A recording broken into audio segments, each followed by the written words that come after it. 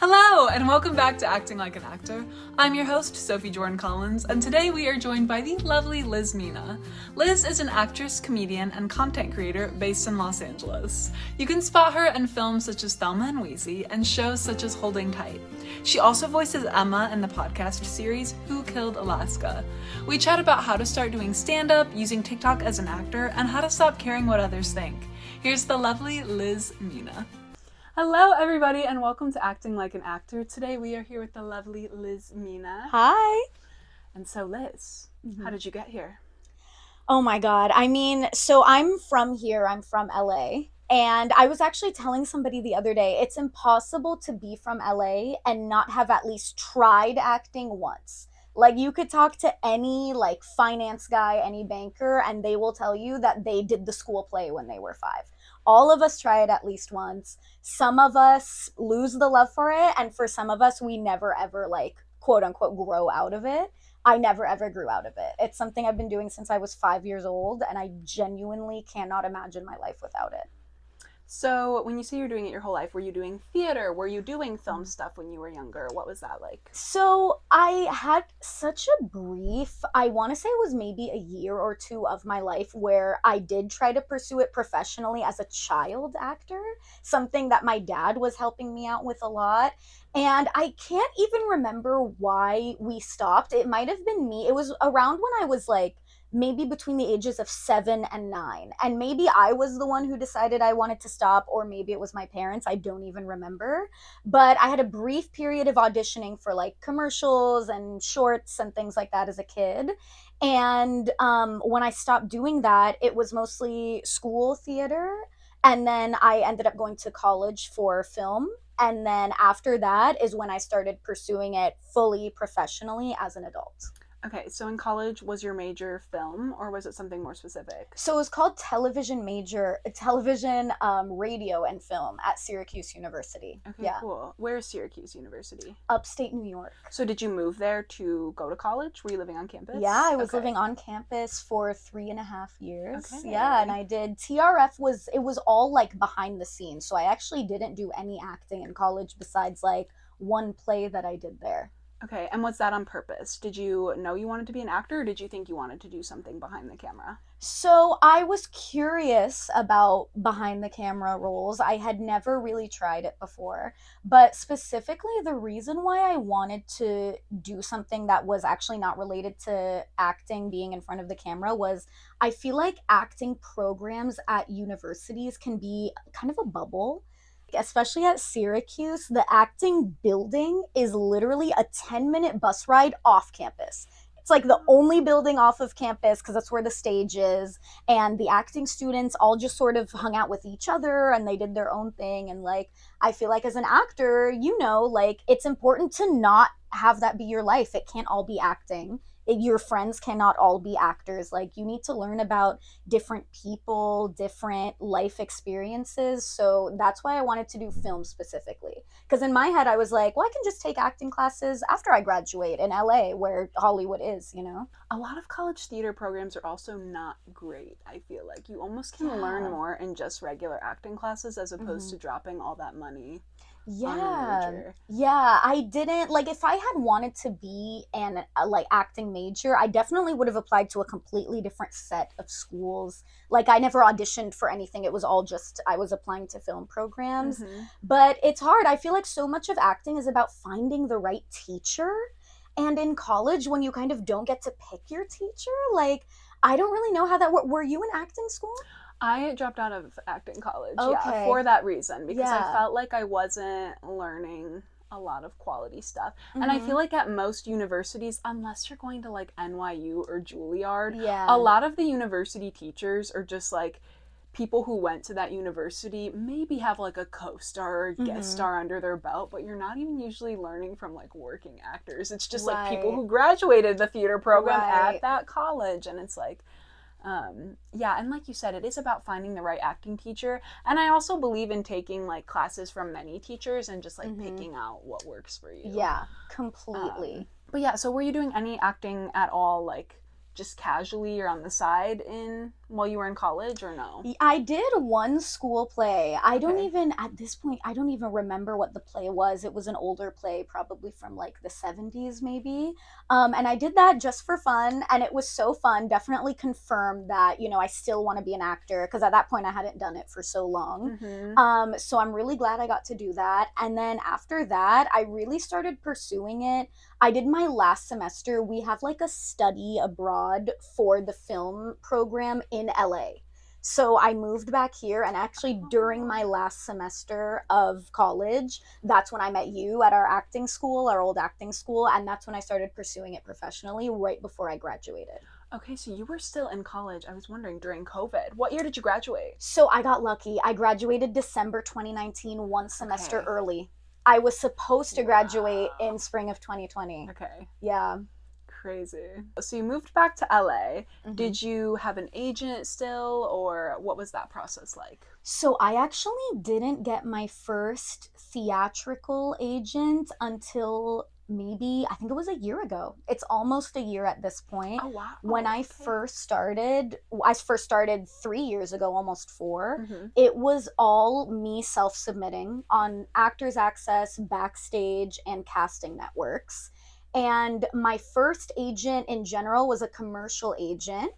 It took me maybe a year to get that commercial agent. Overall, it wasn't the most positive experience. Nothing terrible, but it just wasn't a right fit. But to get that theatrical agent, it took about 2.5 years. Okay, cool. I want to pivot a little bit. So, hmm something else that Liz does is she's a stand up comedian. And you Yes. were already in the thick of that when I met you in acting Yes. class. She was Yeah. already like a working stand up comedian doing shows. And this hmm was 2 years ago at this point, at Yeah. least. So, Yeah. when did you start doing stand up? How did you start doing stand up? What was that process like? Well, I actually started doing stand up during the pandemic on Zoom. It Okay. was the first open mics I had went to were on Zoom, the first shows I did, all of them on Zoom, which was such an interesting way to get into it because Zoom is a very different environment for comedy. I just didn't know anything else, so I didn't really think anything of it, but I just really stuck with it, and post pandemic is when I started doing all of my like in-person shows. And I just got into it because it was something I kind of always wanted to try. And during the pandemic, we weren't shooting anything at first. We weren't really doing anything. So I was like, this feels like a great time to maybe write a couple minutes of stand up. So fun. Okay. And then from doing it on Zoom, how did you move to doing it in person? How does that process even work? Like when you're doing these comedy shows, do you have hmm to submit yourself to them? Do people come to hmm you? What's that process like? So, really, there are a few developmental comedy clubs in LA. And what that means is basically you can go and audition for them. And they are very, very open to taking new green comedians. That's like part of their whole thing is the audience gets to see some fresh acts. You get to work on your stand up, on your act. And, of course, the caveat is you're not getting paid. But when you're working on your craft, it's like, it's very low stakes. Let's say you Yeah. bomb, they're not going to be mad at you, you're not getting paid. And that's very helpful. It's a little lower pressure for you. You're kind of feeling out, how you are like on a stage. So that's what I did. There's a club in LA, it's called Flappers Comedy Club. Big developmental club here. It's probably the biggest one. And I auditioned for them on Zoom, and those were all the shows I was doing over the pandemic, was Flappers shows. And then once we transitioned back into in person, I was still on their roster, and they just start emailing you and booking you for shows. Cool. Okay. And to this day, are you still doing stand up, or where are you kind of at in that world right now? I do it a little less than I used to. It was really a focus for me for such a long time. But recently, what I kind of discovered is I find it to be sometimes a little lonely in terms of creating. I love the feeling of being on a set and creating with so many people. Yeah. It's so fun. I thought that I would love stand up more. I really did. But even though I still like it, I almost consider it more of a hobby for me. But acting is still my number one passion. Okay, I love that. Yeah. That's so beautiful. I did another interview and we were talking about how a lot of us as actors, our favorite part of the industry really is that collaboration. Yeah. And it's like a bunch of these random people all coming together to create this beautiful project. Yeah. I'd never thought about that, how stand-up could be lonely, but I can totally see that because it's just you. It's your writing, your work, it's just you up there. Do you find a little bit of collaboration maybe from the audience and like involving them, or? Yeah, I mean, of course, like what's great about stand up is the immediate feedback. If a joke's not funny, immediately right away. That I think is so cool as opposed to acting where it's like all of your trust is in the director. If the director is saying you're doing well, they like the direction you're going in, you kind of just have to trust that. Even though maybe it won't be well received by the audience, but you just have to put all your trust in them. With you as a stand up, you know immediately whether or not what you're doing is good. And I do really like that aspect. But what's lonely about it for me is it's like what you said, it's kind of just me writing in my room. And the collaboration you get is really from other comedians, I find. Okay. Yeah. So I joined this group maybe 2 years ago at this point. It's called Pretty Funny Women. And it's a collective of female comedians. The leader, her name is Lisa Sunstead. She has been a working comedian for, decades. And she's been an LA staple for such a long time. And it's basically you sign up for it like a class. And you show up weekly and she kind of goes over, what the main thing that we're going to work on this week is. And you all pitch your jokes to each other and you collaborate and you workshop. And by the end of that session, you usually have a solid 5 minutes that you then perform at a club. Those kinds of things are very cool. It's very similar to like a writer's club where you show up and you read the new chapter of your book. Very similar format. Can you talk to us a little bit about if you ever found it challenging to be a female comedian? Yeah, it's very interesting. In terms of audience reception, I'm very lucky where I've never had a bad experience with like catcalling from the audience or anything like that. I've never had a creepy host of a show, which is definitely like, it's not the norm. Like I know that happens. I'm just very lucky I haven't dealt with that.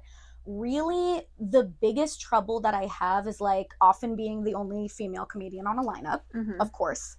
And then also as a female comedian, there's a lot more that you need to pay attention to, like how you dress on stage. Like if you dress more revealing, maybe they're not really going to be paying attention to your jokes or they're going to perceive you a certain way. Having to be mindful of that, but then of course you still have to look pretty. You can't go up there not looking pretty. They're not going to take you seriously. It's all of that really factors into it.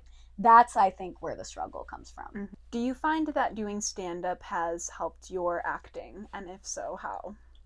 That's so interesting. I've never thought about that. I think really what it is it's just made me feel a lot more confident in my comedy. That's what it is. Because the directors that I work with, they usually know I do stand-up. I have a stand-up clip on my profiles. They see it. So really coming on and knowing like, I know I'm funny, they know I'm funny. There's faith in that I have in me and that they have in me. I think in that way, that's really helped. Just my confidence and just knowing like, listen, if I can be up there on a stage for 10 minutes alone, I can handle being on set in front of, 10 people on a short or 20 people on a bigger shoot. Like, I can handle that. Yeah, that is so vulnerable. The acting class we met at, he actually had me do stand-up solely to build that kind of muscle of of just getting out of your comfort zone and doing something that's not necessarily normal to you, which I feel like that aspect of stand-up can be very beneficial. Yeah. I hated it, but I felt the same way. I was like, if I can go up there and do this thing by myself, I can do anything. Yeah. Oh my God, I wish I had been there for that. I wasn't there for that. Yeah, that was a fun time. Yeah, it's one of those things you immediately know you love it or you immediately know you hate it. Yeah. No, not for me. Too vulnerable. I like acting because you're playing a character and it's not you. It's so much more vulnerable. Even this stuff I always find more vulnerable than playing a character because it's you. Yeah, totally.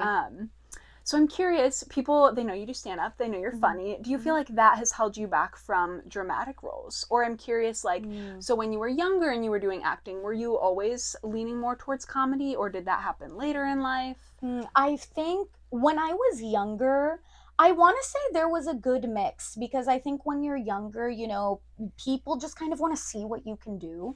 I think with young actors, like kids, you know, like in school or even when you're trying to, you know, pursue acting as a child actor, I think it's just kind of about throwing stuff at the wall and seeing what sticks. I do think now though, I definitely feel held back when it comes to dramatic roles. Absolutely. I've been told I have a very, it's a compliment, but I've been told I have a very like funny disposition. And I've been told that I'm very good at making something that wouldn't seem funny be funny. But then I think that aspect of me is what holds me back from dramatic roles because I very unintentionally make them a little funny. Yeah. And do you have a desire to do those like intense dramatic roles or not really? Or would you like that? I do. I would Okay. love that. It's just something that I don't get to do a lot. It's something very challenging. Like, am I ready to be like the lead in a really intense historical drama with Daniel Day-Lewis? No, I'm not. But it's something that I think would be so cool to do. I mean, how many times do we see comedians venture into those dramatic roles? All the time. Like Jenny Slate is such a good example of that. She's so funny, but when she goes into doing a drama, she's like a completely new person. You would never think that she's a comedian. So I mean, that kind of thing for me, I find that very aspirational. Yeah. Okay, I want to pivot a little bit, Liz. So you have a day job, correct? Yes, yeah, I Do you do. want to talk to us about balancing that day job while still being an actor, or kind of what that has been like? Yeah, so I have a day job in software sales. The position, it's called business development representative. It's an entry level software sales position.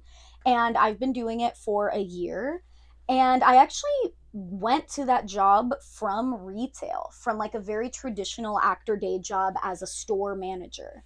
And the reason why I went to that job is because I realized that for me, when I had an audition or a meeting or something, it was such a hassle to call out of work, get somebody to fill in for me, and maybe I can't do that. I have to reschedule my meeting, things like that.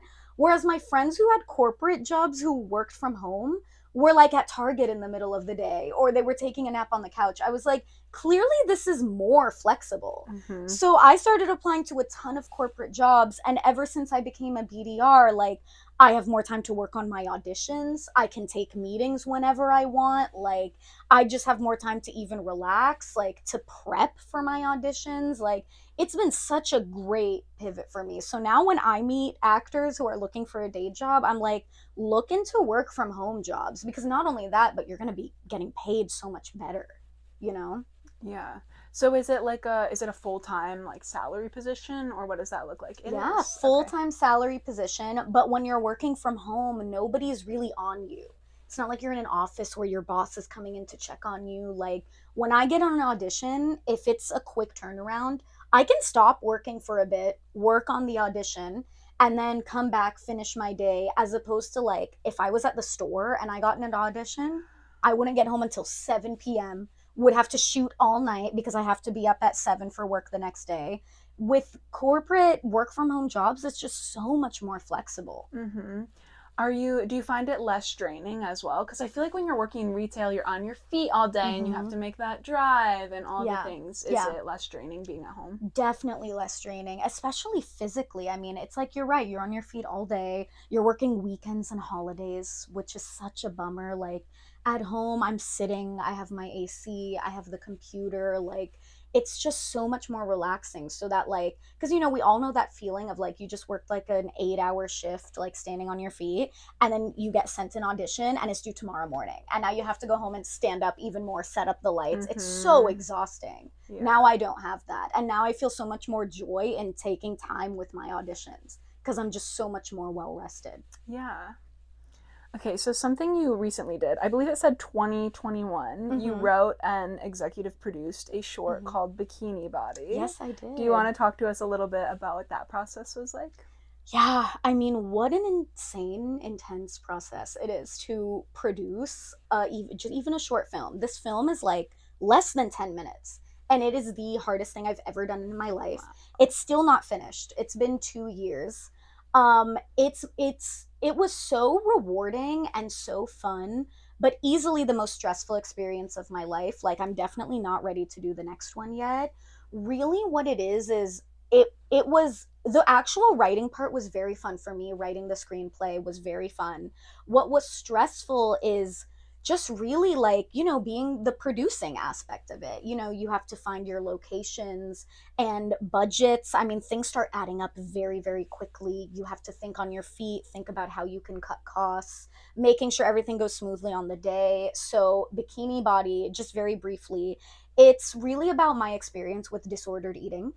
And it's basically, the short synopsis is, it's about a girl who gets invited to a pool party and she doesn't want to put on a bikini. She's very, very scared, and she's psyching herself up to put on this bikini.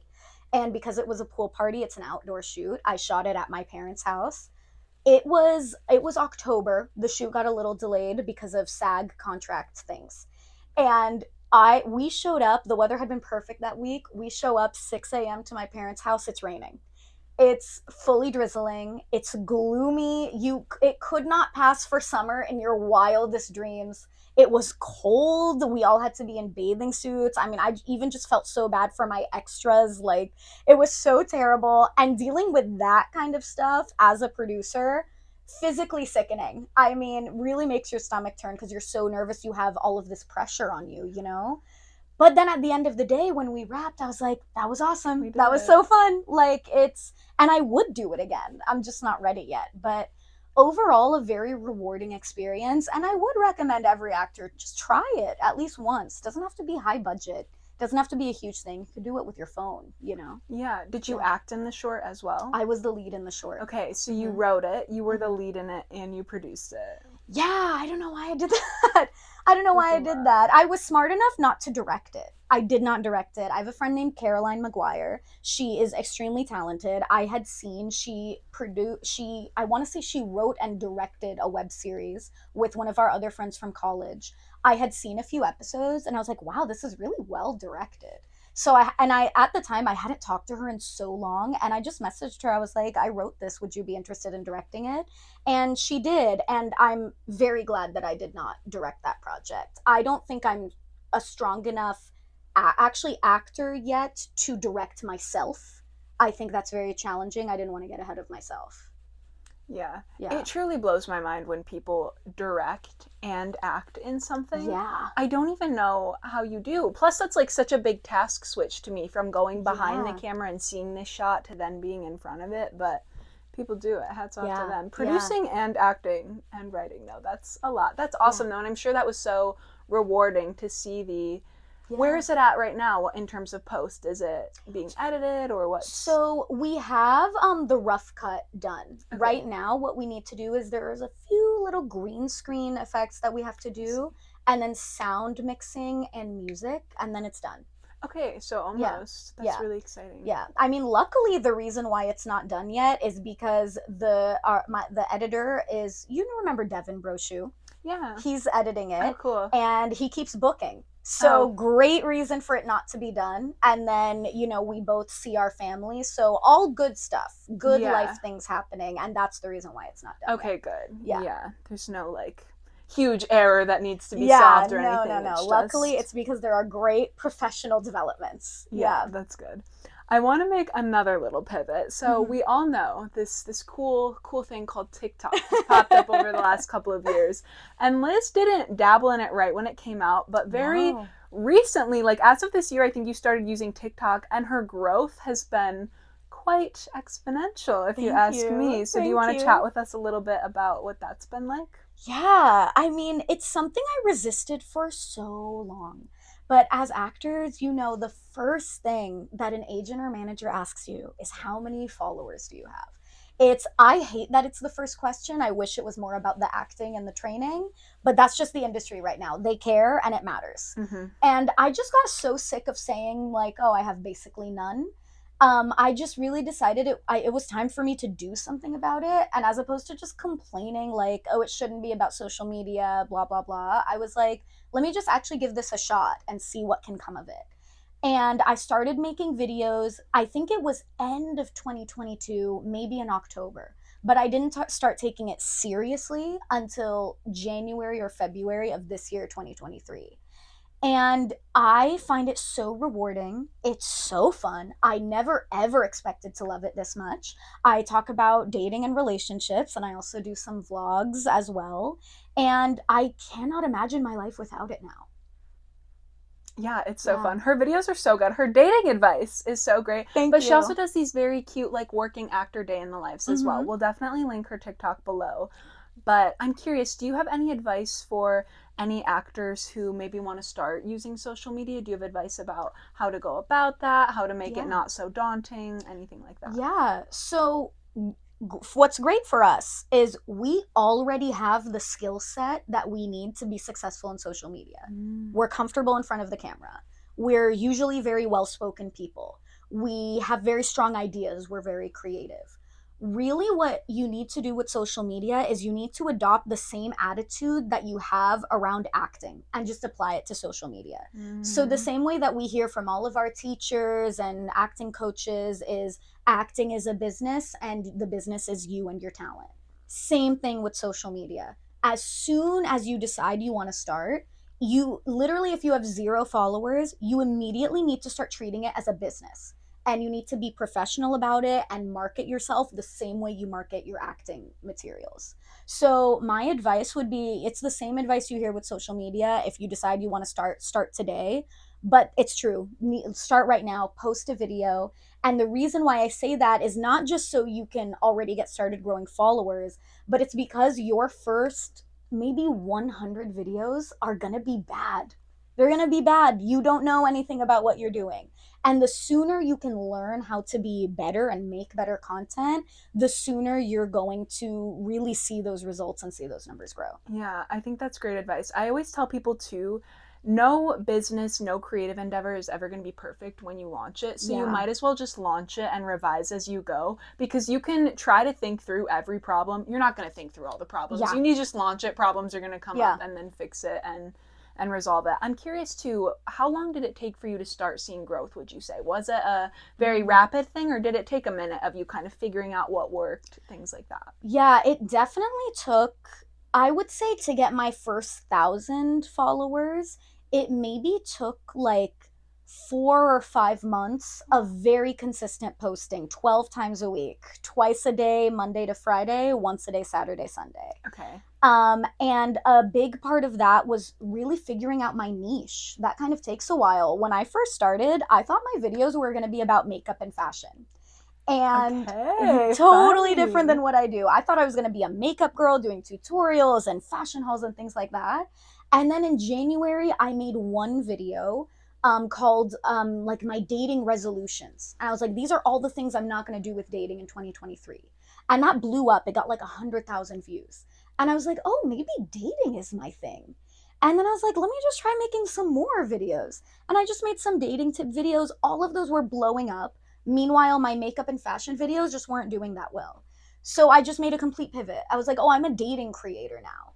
And as I started to make those videos, my followers were just going up and up in the hundreds. And then when I was at about 3,500 followers, my boyfriend broke up with me and I made a video about it and it got 9 million views. It went crazy, like more than I could have ever imagined. Thank you for breaking my heart, man. I'm so happy. I literally would not change anything for the world. It was crazy. And just like that, it became my side hustle. And it's still a side hustle today.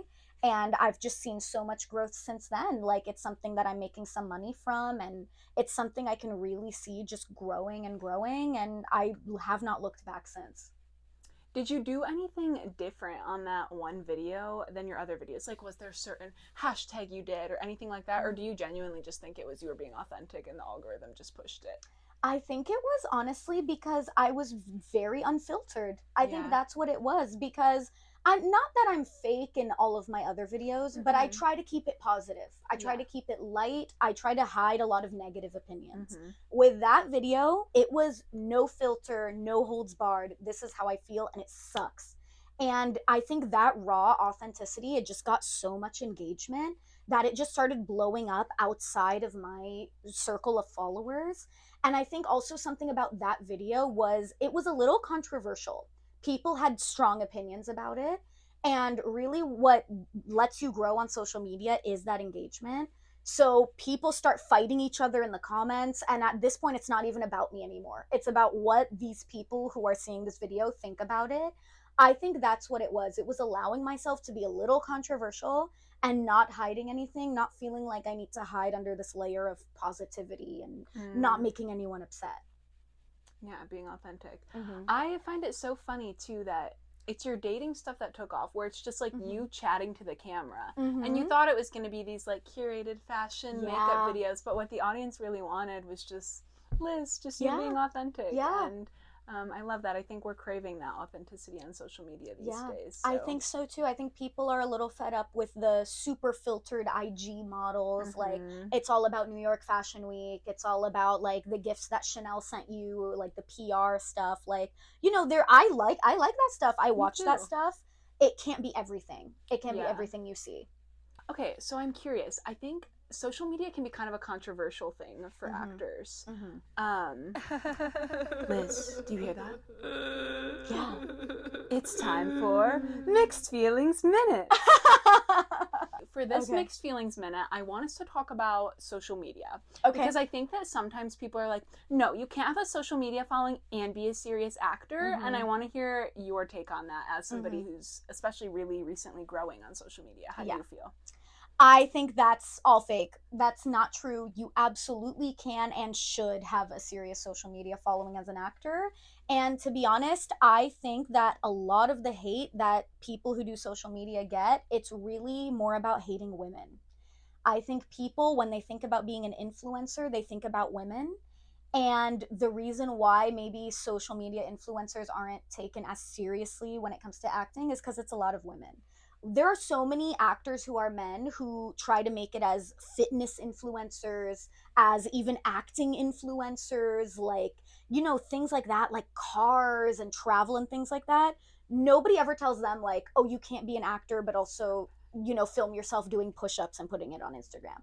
I had an old acting teacher who does that. It's like it's only targeted towards women who talk about maybe makeup or dating or vlogs or things like that.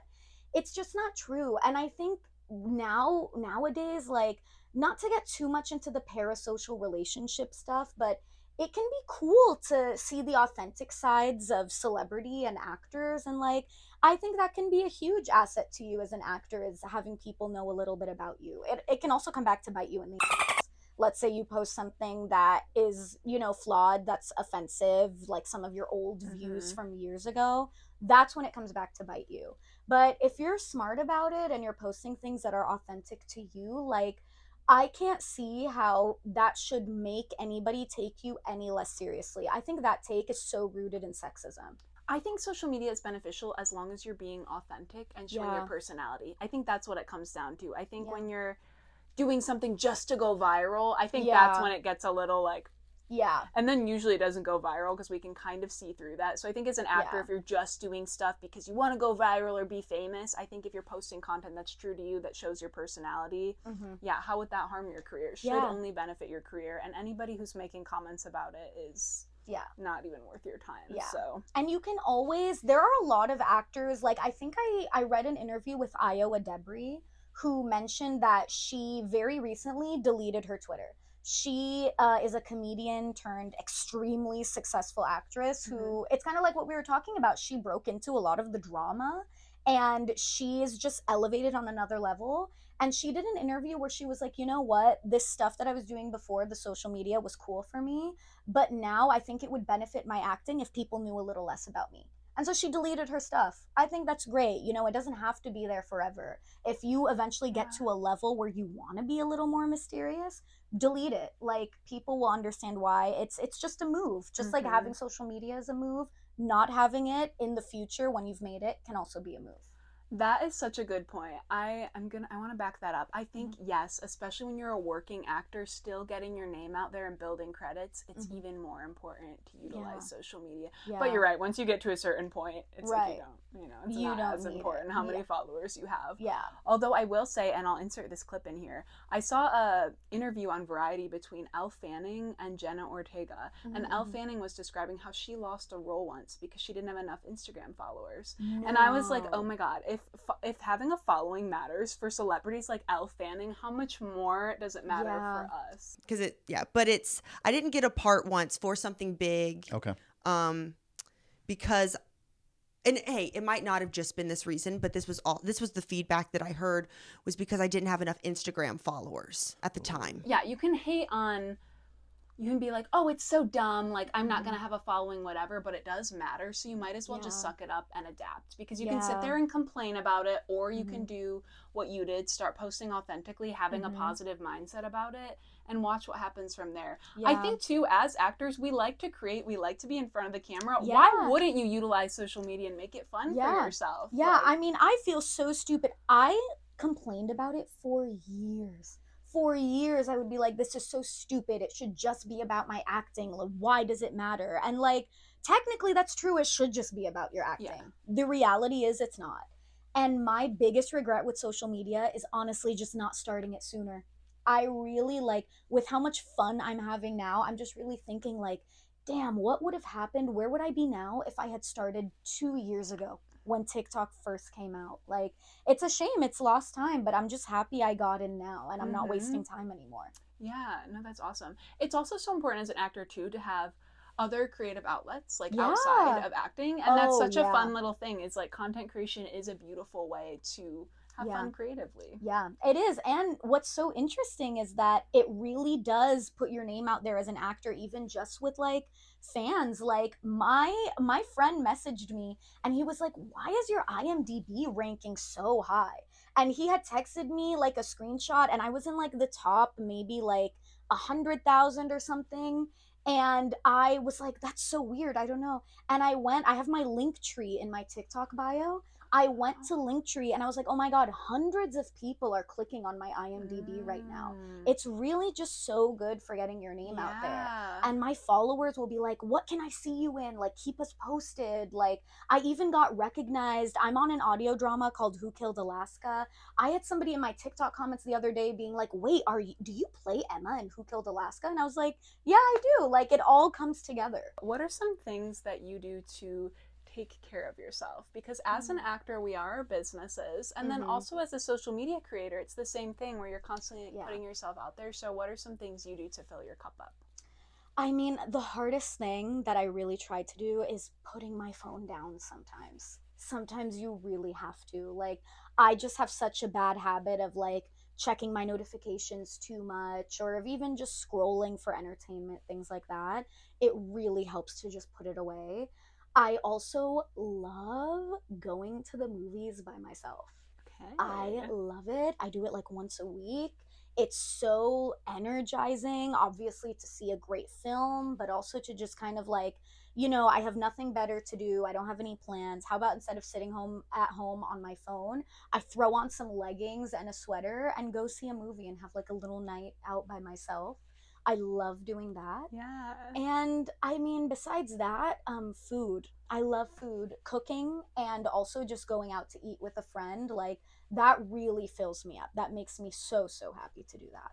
Yeah, I love that.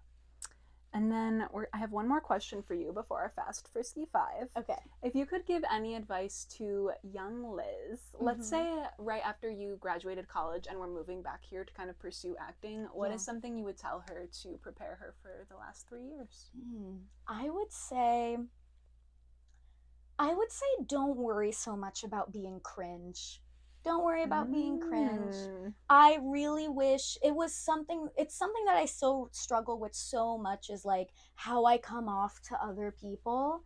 And for a long time, I really held myself back from opportunities. Like, even doing stand-up, before I started, I had wanted to do stand-up for years, and I had never done it because I was like, oh, is this going to be cringe? Like, are people going to make fun of me? Like, literally, who cares? I wish I had not worried about that so much. Like, it's really a common theme with me with the social media and the stand-up and even acting in general. I waited too long because I was afraid of being embarrassed.